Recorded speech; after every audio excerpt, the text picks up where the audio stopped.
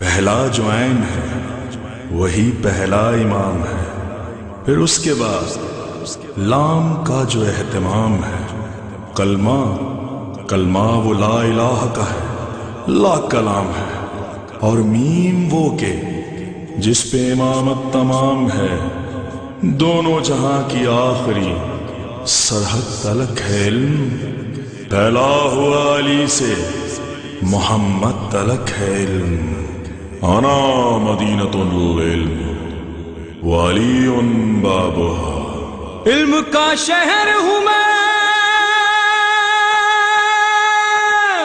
علم کا شہر ہوں میں، اور علی ہے دروازہ، انا مدینۃ العلم وعلی بابها. اصول الحدیث واحکامہ فی علم الدرایۃ، تالیف استاد شیخ جعفر سبحانی. بسم اللہ الرحمن الرحیم وبہ نستعین وہو خیر معین.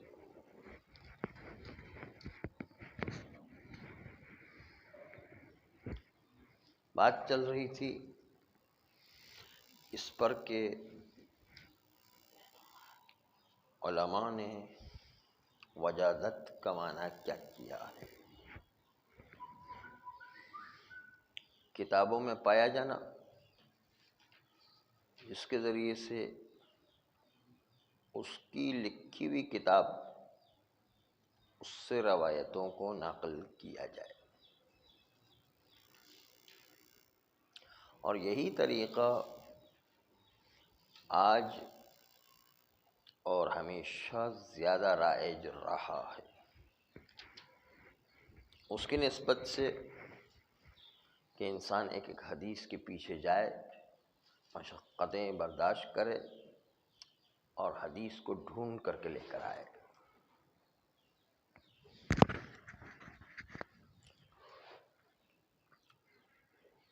عماد ابن کثیر استدلال کرتے ہیں اس بات پر کہ وجادت پر عمل کیا جا سکتا ہے. امام علیہ السلام کی اس حدیث کے ذریعے سے استدلال کرتے ہیں. حدیث صحیح میں یوں آیا، ای الخلق اعجب الیکم ایمانا، کہ کون سی چیز سمجھ مخلوقات میں تمہارے نزدیک سب سے تعجب والا ایمان رکھتی ہے. ایسا کہ انسان اس کے ایمان پر تعجب کرنے لگے.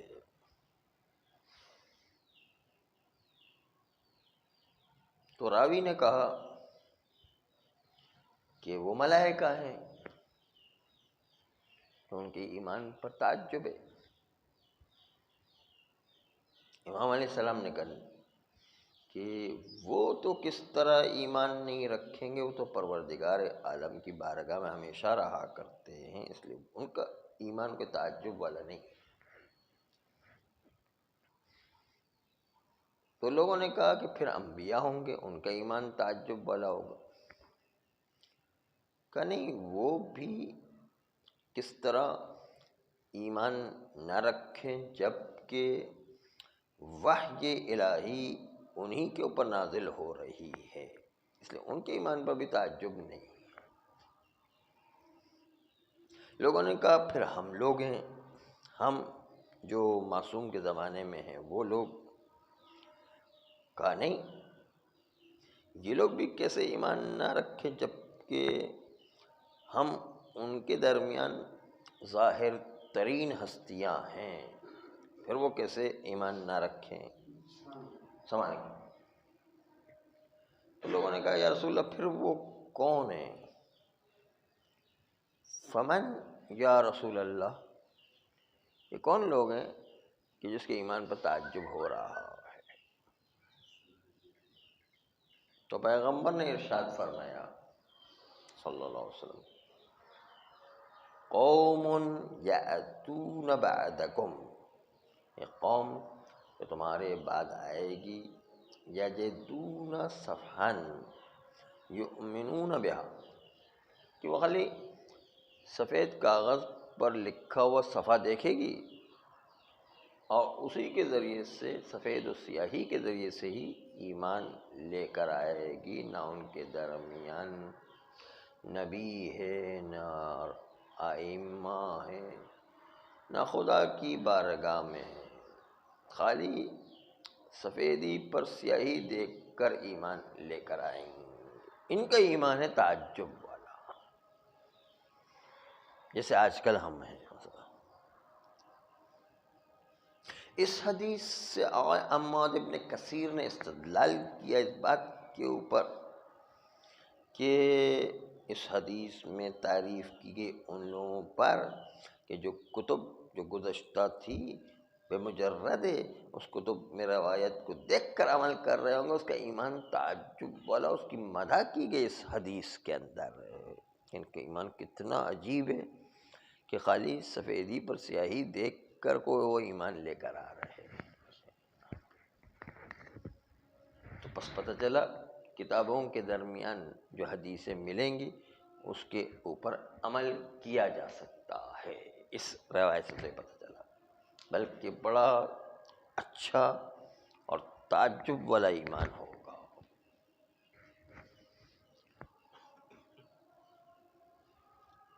آغا سبحانی کہتے ہیں کہ یہ استدلال ضعیف ہے۔ استدلال جو احسان ہے، اس کے ضعف کی وجہ یہ ہے کہ پہلے یہ تو ثابت کرو کہ روایت پر عمل کرنا صحیح ہو۔ ہر روایت پر عمل کرنا کوئی صحیح تھوڑی ہوتا ہے۔ اس میں تو مطلق کہا گیا کہ سفیدی پر سفیدی پر سیاہی دیکھ کر کے عمل کر رہے ہیں۔ پہلے تو یہ تو ثابت کرو کہ اس پر عمل کرنا صحیح ہو ہے، نہیں ہر چیز پر تھوڑی کوئی عمل کیا جاتا ہے۔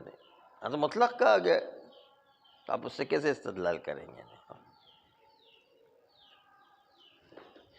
جبکہ اس کے صحیح ہونے پر کوئی دلیل ہمارے پاس موجود نہیں ہے، تو ہم کیسے روایت پر عمل کریں؟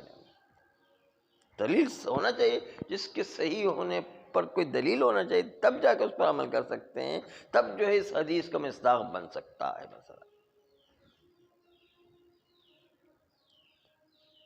بس اس کا مطلب یہ کہ صحیح سند کے ساتھ جب تک کہ روایت ہم تک نہیں پہنچتی ہے، وہ ہمارے لیے قابل عمل نہیں رہے گی، اور صحیح سند یہ ثابت نہیں ہے، اس لیے ہم عمل نہیں کریں گے۔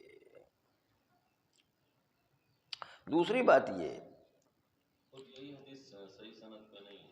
نہیں، یہ نہیں کہہ رہے، جو سند جو آتی ہے روایات کے اندر صحیح سند نہیں، مشکوک ہو گئی بعض اوقات، تو ہم کیسے عمل کریں؟ ہاں یہ حدیث تو صحیح ہے۔ دوسری بات اضافہ کرتے ہوئے کہتے ہیں کہ میزان جواز عمل میں یہ ہے کہ مکلف اس حدیث پر اطمینان رکھتا ہو، اور اگر وہ اطمینان والی حدیث مل جائے تو آدمی کے لیے عمل کرنے کے لیے وہی اطمینان کافی ہے۔ پھر اس حدیث کی کیا ضرورت ہے؟ پھر اس حدیث کی ضرورت نہیں، اطمینان ہی اس کا کافی ہے کہ یہ صحیح وثاقت والی حدیث ہے۔ اس حدیث کو آگے سے ملانے کی کیا ضرورت ہے؟ استدلال کرنے کے لیے کہ جو بھی حدیث مل جائے اس پر عمل کرو، اس کے لیے اس اطمینان کے بعد اس حدیث کی ضرورت ہی نہیں ہے، کیونکہ وہ اس کا اپنا اطمینان کافی ہے کہ یہ قابل بھروسہ حدیث ہے۔ اس حدیث کی ضرورت نہیں تائید کے لیے، یہ تو مطلق کہہ رہی ہے کوئی بھی چیز جو کتاب میں مل جائے مثلا، تو یہ تو کوئی بات نہیں ہوگی۔ پھر علماء رجال و درایا